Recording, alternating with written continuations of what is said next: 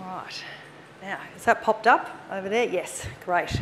All right, it's lovely to be back here, everyone. I hope you're feeling as inspired and energised as I am from all the great insights and expertise that we've been hearing so far today, and there's plenty more to come. So we've talked through Connect, we talked through Care, we're coming into confidence. And in doing that, what we wanted to do together was a couple of things. So firstly, a little bit of context, which I'm going to really start with, around some of the key changes that are occurring at the broadest level, including things like the Strengthening Medicare Task Force, in which you will see digital connectivity and digital change as an absolute central platform for change in health. And then to share a little bit about what we think that looks like for patients in the form of a video from a patient. Our team did this work with a patient and his family, and it really is a remarkable story, and it just brings us down to what it is we're all here for. And then Steve's going to share a bit about our journey, our clinical governance journey, for the purpose of that sharing and continuous improvement approach that we're all taking here today. We are doing exactly what everyone else here is doing, and that is continually reflecting, checking, and we believe maturing our clinical governance approach in line with the criticality of the work that we are doing, as you all are, in digital health enablement for the purposes of better healthcare. So that's kind of how we're going to take it around the next sort of 20, 25 minutes, and then obviously really interested in your thoughts, questions, etc. So I want to start a little bit by that contextualisation, because I think it's just too recent and too important not to go there. And that is, you know, for those of you who haven't had a chance to engage with it deeply yet, last week the government brought out the Strengthening Medicare report, which came out of work that was done through a task force that was led by our Federal Health Minister, the Honourable Mark Butler, who you heard from this morning, and you heard him lay some of those pieces down this morning, and had an extraordinary group of colleagues from right across the health sector in all areas engaging on some of the big questions.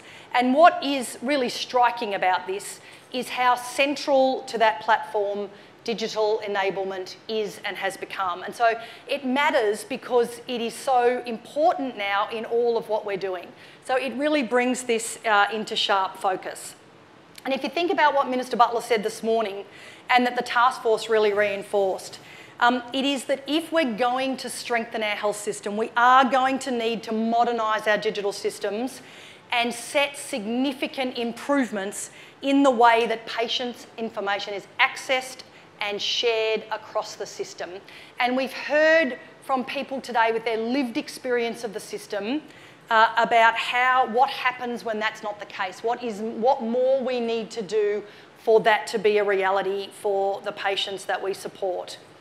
And I think we know how much clinical governance will support this, and that's why today's conversation is so important. We know that if we're going to take these next steps, and they're happening so fast, that we are going to need those mature frameworks as that reform happens in its ever-increasing pace. So you can see on the screen there the 4 domains in which the task force articulated change. And I won't go into all of them. I do recommend it as a read if you haven't had a chance yet, but I do want to touch on what it means across different parts of the system. So let's take the most important bit. What does this mean for Australians? So what is trying to be achieved in this is that the Australians will improve health outcomes by facilitating person-centred continuity of care and supporting prevention and early intervention regardless of where they live. So that touching deeply on that sense of the access and equity opportunities that the digital work that we are all supporting can provide to ensure that we're providing the best health no matter where you are. And that really brings into sharp relief what we're already seeing from Australians themselves, and that is that they are asking for this. They want to be able to securely access and share their health information, especially at the point of care. And I think that's been underscored numerous times today. And in those moments of transition And again, we've heard clinicians and consumers say how critical that transition is. I think Chris Lay framed that right up front today. And we know that healthcare providers are increasingly engaging too. So we're seeing this constant uplift in a remarkable pace of change. If we take the health system more generally for a second, what we know is that better use of data and digital technology will ease administrative burdens, reduce duplication and wastage, reduce unnecessary hospital admissions and medical misadventure. So this is very, very real.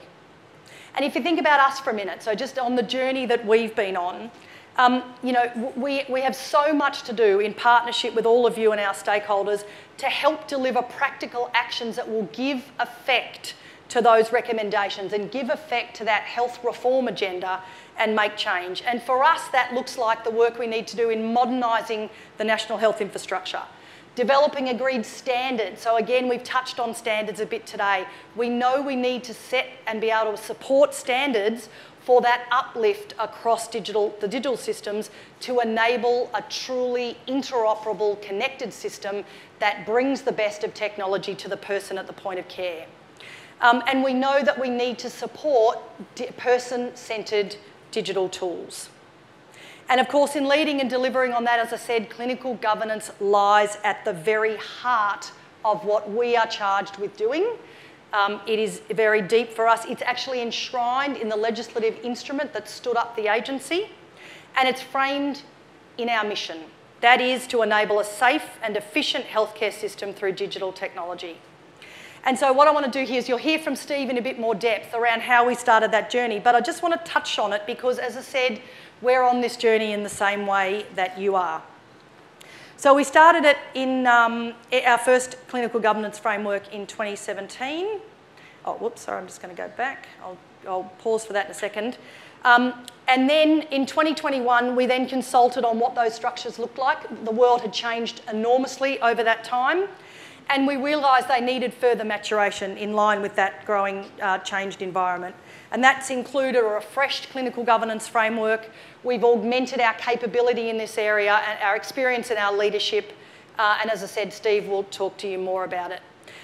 So we're really proud of where we're going, but there is so much more to do. And part of today is us listening and learning as well. And I've already been taking plenty of notes, some of the ways in which you're thinking about this that we need to bring to the agency. So we're continuing to do exactly what you're all doing. So before Steve kind of unpacks that a bit for you in the spirit of sharing, I want to show you a video, as I said, which really brings to life, I think, what it is we're really all trying to do.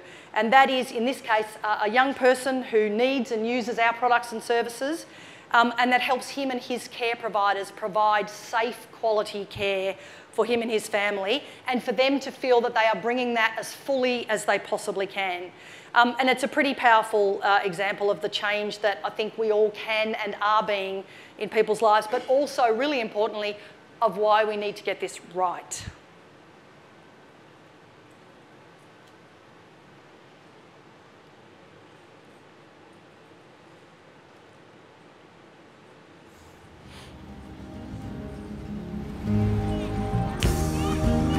Oscar is just a ball of energy.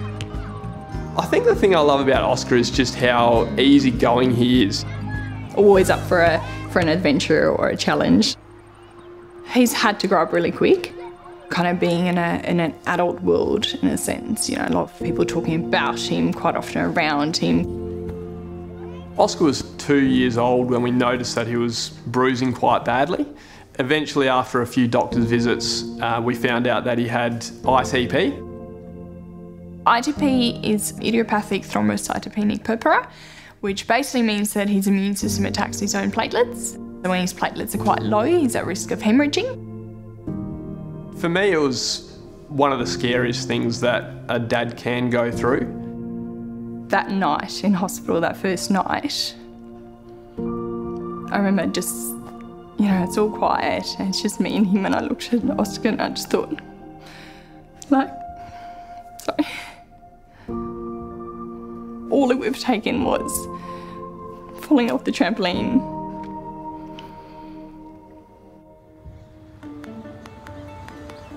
We always request for Oscar's records to be sent to Plaza Medical Centre, because I know that if it gets sent to Plaza, then they'll upload it for us to My Health Record so we can have access to it as well.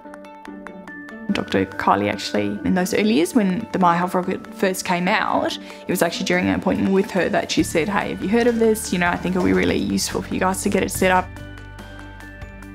We've used Oscar's My Health Record really efficiently to communicate between his hospital care team and me as his GP. So it means that I can see the pathology ordered by his specialist. Jeannie and Tim can see pathology results when they're uploaded to Oscar's My Health Record. And it means that he has less investigations because there's not double up of pathology. With patients like Oscar, blood tests are uncomfortable, can be quite painful, very stressful for a young child. The last thing you want to do is have to duplicate blood tests that have already been done. My Health Record makes life a lot easier for that family and for that little boy Oscar. Digital health means you can get the best quality of care wherever you are in Australia. In Western Australia, we have a very large state. We're about a third of the continent, and many of our hospitals and healthcare facilities can be quite remote. Being able to get that best quality of care from digital health actually is essential. Living regionally, it's a 7-hour trip each way to Perth. It costs us a lot of money, plus accommodation.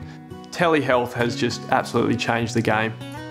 We've just recently had a telehealth appointment with these specialists, and they can see him and they can talk to him and they can interact with him, and they've still got all his blood works there. It just means that I can do it anywhere. When parents have kids with serious illnesses, they often feel quite powerless. And what My Health Record does is they can log on to My Health Record so that they can feel empowered to be actively involved in their child's care. It's so much easier for new doctors to see Oscar's journey. We want to travel all over Australia, so to have all that information with us on a computer or even a mobile phone, it gives us great peace of mind.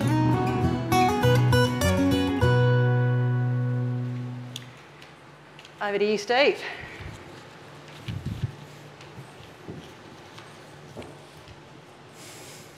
Thank you, Amanda, and thank you, everyone. It's the Oscars in Kalgoorlie, and the Billies in the bush, and the Harrys we heard of this morning in Sydney. That we've got to get this right. It has to be right, and it has to be usable, it has to be useful. And as Amanda foreshadowed, we'd just like you to take you on a bit of a journey about how the agency is doing it. It's probably not perfect, but it's something that we're doing and we're trying to improve all the time. As a bit of a showcase, and just to compare, so you got something to compare with. Look, from the outset, the agency had a skills-based board. There was a big difference from NETA. If you remember, I was chairman of NETA. There was a deliberate reason to change to a skills-based board with clinicians on the board. There were advisory panels to the board with a clinical focus. Well, actually a clinical and a consumer focus. A consumer advisory committee and a clinical and technical advisory committee. Who thought putting clinicians and technicians in the same room was a good idea? But it's really important that we're not technically driven, we're actually clinically driven. When it was formed in 2016, the board commissioned the agency to develop and adopt a clinical governance framework. I better show you the roadmap rather than Kalgoorlie. The board commissioned us to build that, and as Amanda told you, the first clinical governance framework was published by the agency in 2017. And having worked with it and read through it, it was pretty good, and it served us pretty well, but it wasn't as deeply embedded in how we do business as it needed to be. In early 2021, with a new CEO and really a new executive team, the agency took the opportunity to review its internal leadership and governance structures and made some significant changes. Now, this morning from the Minister, we heard the words safety, quality, and continuous improvement. And that's really a theme that the agency picked up in 2017 and still wants to pick up today. We added a clinician to the senior executive. So every decision made by that group could include a clinical lens. That same clinician, that's me by the way, chairs the Clinical Governance Committee, So there's a direct conduit to the senior executive from the committee deliberations. Now, the membership of that committee is equally important. It includes several members of the senior executive staff. Now, that seniority and that level of engagement was intentional, and it sends a very strong message about the importance of clinical governance to the agency, and it ensures that key decision makers are fully informed. Now, they're fully informed and they can implement the changes that are recommended, and they can remove the roadblocks if there are any that are required. Even our charter at the Clinical Governance Committee helps us to provide, well, it charges us to provide that organisational advocacy, that leadership, that culture of safety and quality improvement across the agency. Now, in line with other widely accepted definitions, we accepted the definition you actually heard read out this morning.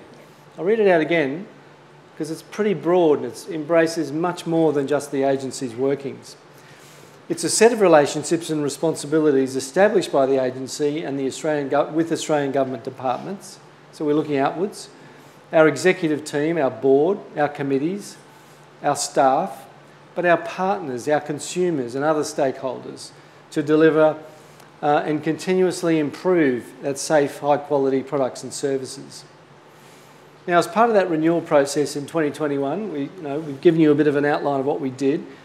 We also sought the advice of the Australian Commission on Quality and Safety in Healthcare. We wanted to bring in an external review to say, well, look, this is what we've put on the table. Are we there yet, you might say? Our clinical governance framework was 5 years old at that point, and we wanted to make sure it was aligned with our work and the DNA of the agency. And that was a really useful process. So if you haven't had an external review, I'd recommend it. It certainly helped us with developing our clinical governance framework and the way we lay it out. We now, for example, in our Enterprise Program Management Office, in other words, where we run our programs centrally, we have checkpoints built into every single program and project that we build. Every product manager needs to turn their mind to clinical safety and quality questions. Even if you're not doing something that's clinical, you need to ask the question, do I need to think about this? Is my work going to impact on the outputs of the agency? I think it's really important to make sure it's systematic, it's involved in the whole organisation. Look, it's a valuable exercise doing that review. It's even something we might think about. If you look at the top right-hand corner of that screen, we've done our framework, we've actually put it on the table. We're really thinking about, do we do this again and another 5 years, for example. And we've got a digital health strategy that lasts 5 years. Our clinical governance framework lasted 5 years. Maybe this is something we should routinely do, get that external review at five years. Now, this is a bit of a summary slide to talk about how we do clinical governance at the agency. We've got those guiding documents. We've got our framework, and we've got a clinical safety management system, which is a whole of organisation safety management system. We want to make sure we have the right people. We've got digital health advisors, not just clinicians, but consumers as well, who actually are embedded in the way we do our projects and programs, to give us advice on the front line. We don't release new releases of the My Health Record without having a sign-off from our digital advisors to make sure it's clinically appropriate and it's going to work. And we've got clinical safety leads within the organisation. We have clinical leadership built into the organisation.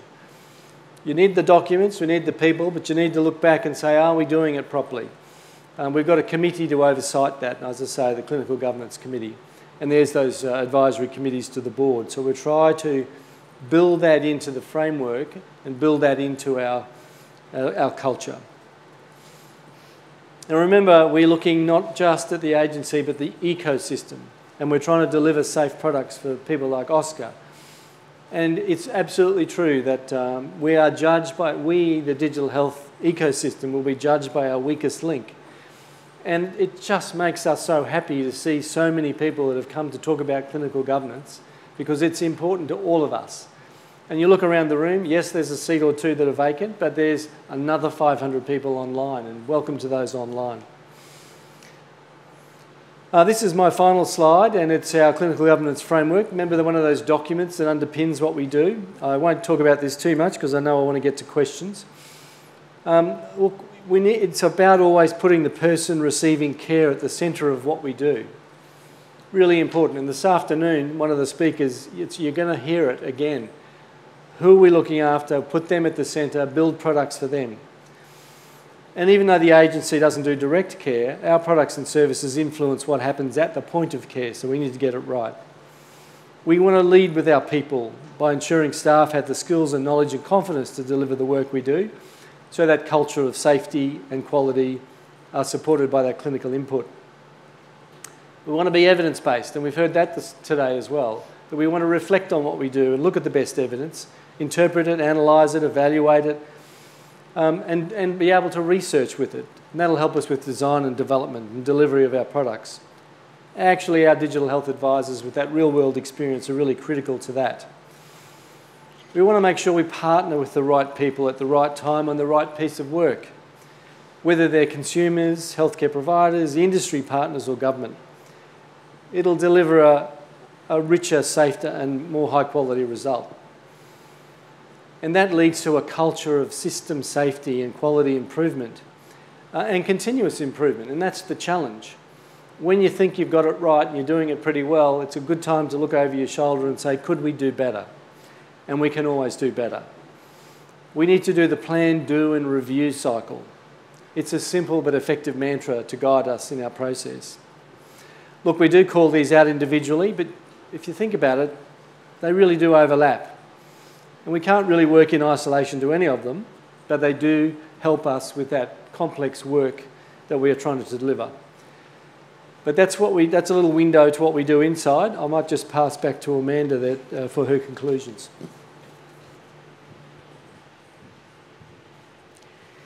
Thanks, Steve. And if I think about, just reflecting on that and thinking about, what we've been hearing today, if I think about the things that I reckon made the most difference as we went on this work. So there was obviously a really methodical change process we went through.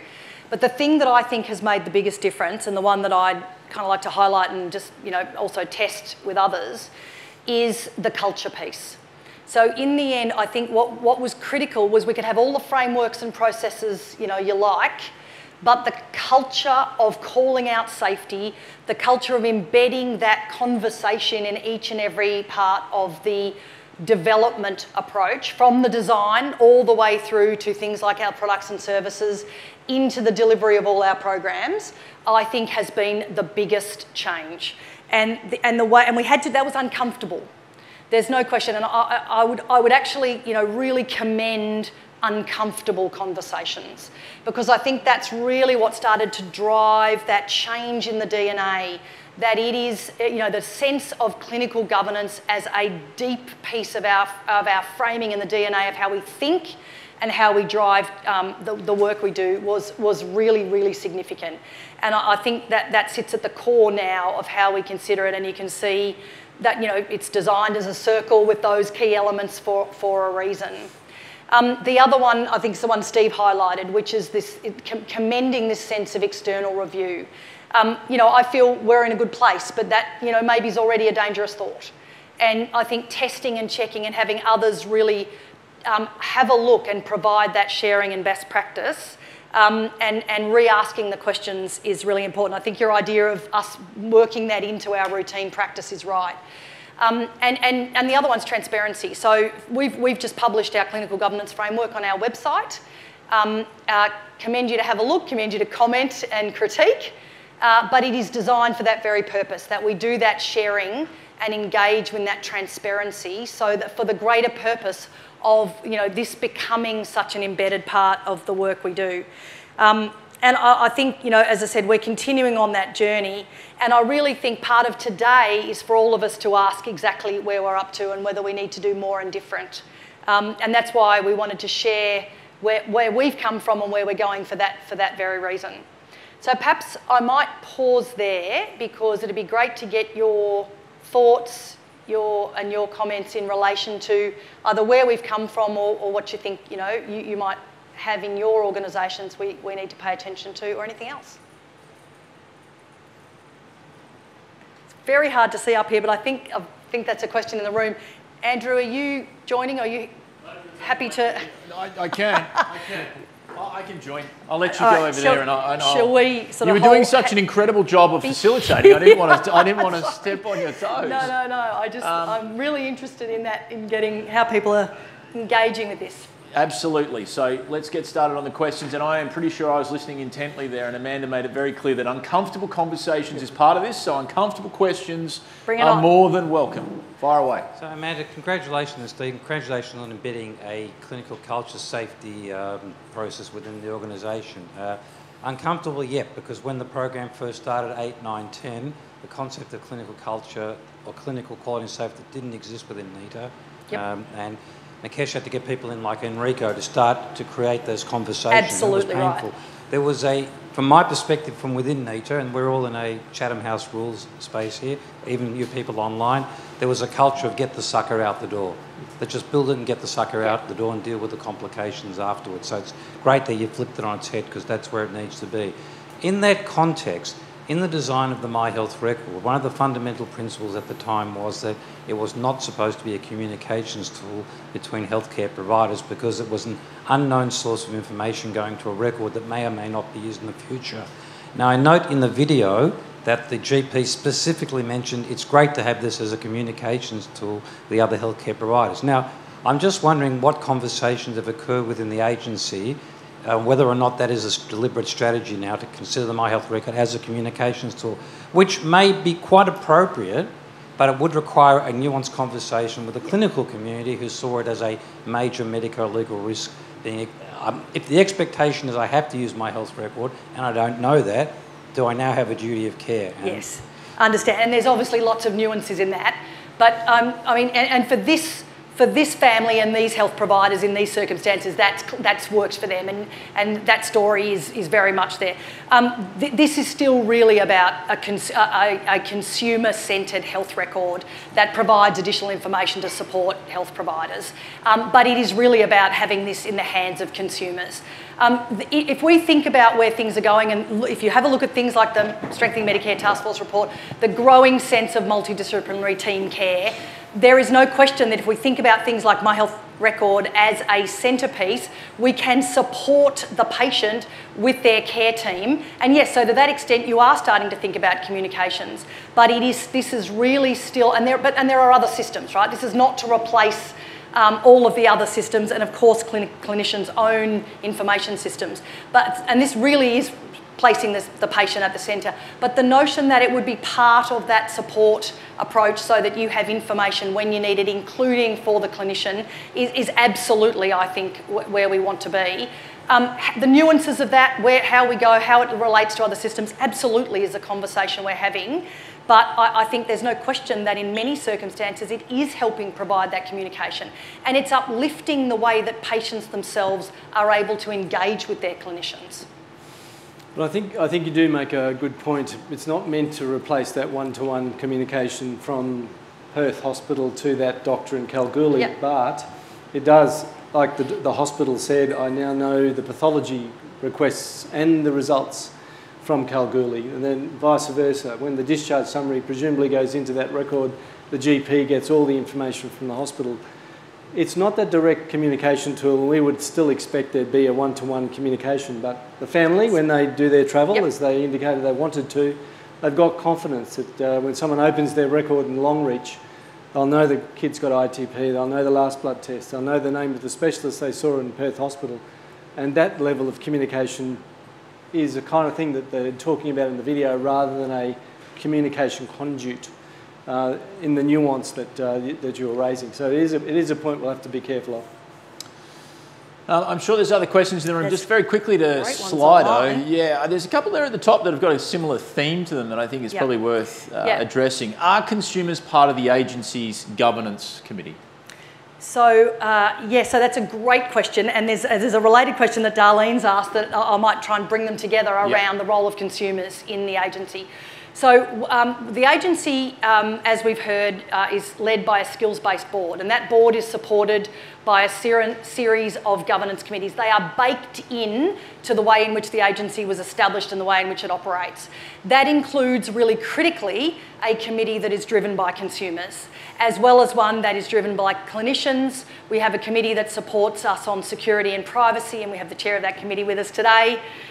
We have a jurisdictional advisory committee because of how significant this, everything we talked about earlier around bringing together different parts of the health system through the lens of the Commonwealth and the states working with each other through into the board and providing that advice, and also an audit and risk committee to do that, a really clear overarching governance. So it is the sense of consumers providing deep advice is baked into the way the agency was established.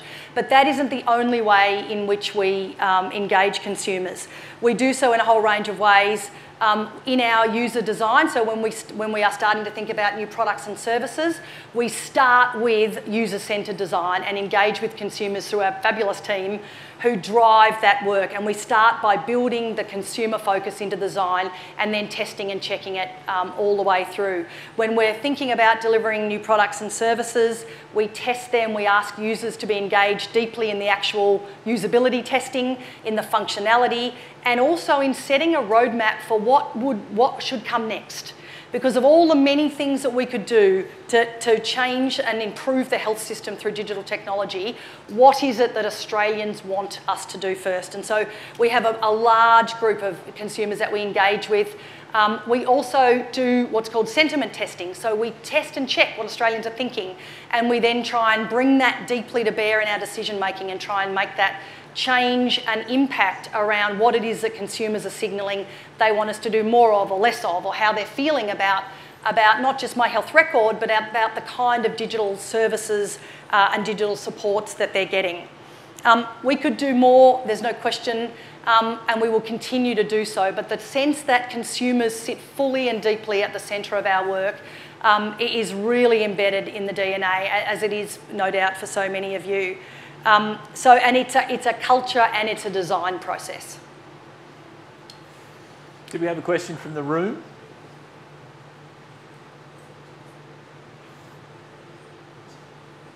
I hope I can phrase this correctly. I think, Amanda, that in the first session you mentioned trying to strike the balance between usability and risk.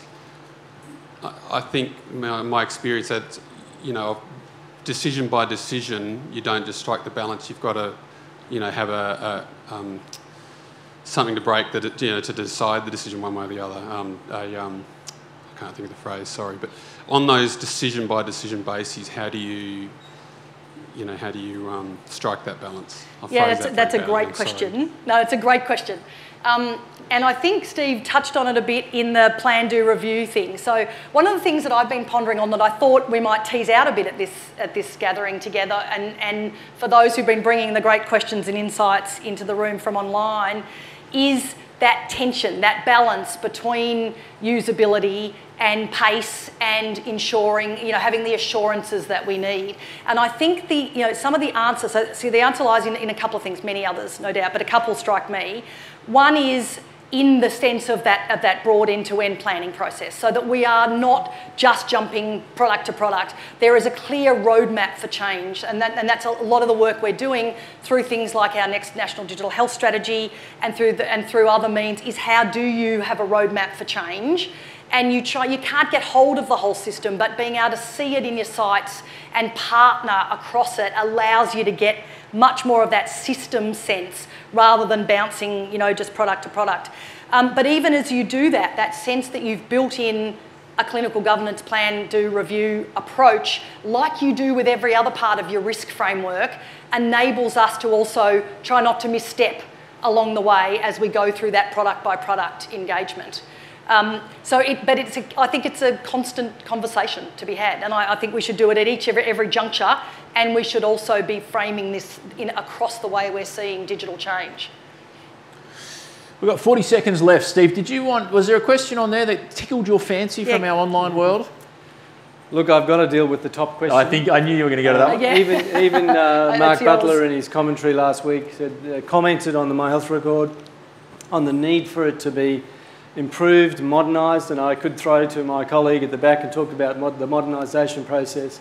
Look, the answer to the question is very simply is we've got to make it a lot easier to share. We've got to have it more deeply integrated so it's a byproduct of the clinical workflow, not an extra piece of tag on that you do. The Minister talked about sharing by default, which we have to really think about. You know, when I prescribe, for example, I'm a GP, that piece of information automatically flows. I don't have to say, send the information that I've just prescribed something to the My Health record. It flows. Yeah. When I do something, it should flow. And we've got software that's been built targeting specialists, which is much more integrated.